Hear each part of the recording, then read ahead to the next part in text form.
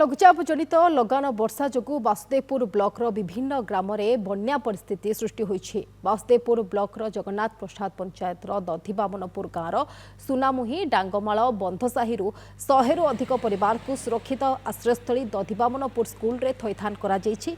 बरंडुआ पंचायत सुदर्शनपुर पंचायत बन्या जल वृद्धि पाइबारे लागिछि। रातिर अग्निशम विभाग प्रशासन उपस्थिति रे बोट रे उद्धार करी लोकों को बन्या आश्रयस्थली रे थैथान करा जाइछि। प्रशासन पक्षरु दधिबामनपुर स्कूल रे आश्रय नेथिबा लोकों को रंधा खाद्य बंटन करा जाइछि।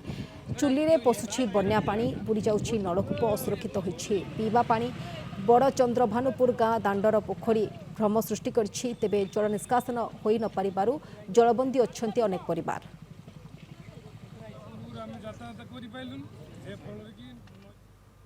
राति 4टारू पानी पशिगला आ से जिनस पतर सब खट उपरକୁ टेकी ଦେଇକିରି ଆମେ ବଇଛୁ ଆଉ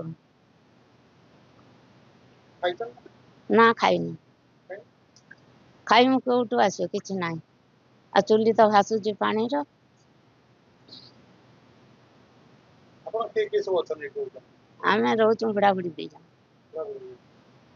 तो के असकनी आपण पाखो ना के आसिनु असुविधा पेटे पेटे पानी छुआ पिला बाहर पानु आमे भी बाहर पानु चुली पानी पशि सब मनीष गुरु गाई सब उपास भूके आ जहाँ पूर्व थिला जलखिया पत्र खाई 4 दिन है 5 दिन है पड़ी जाइए बजार को आनीते आनीने छुआ पिला खाइबे।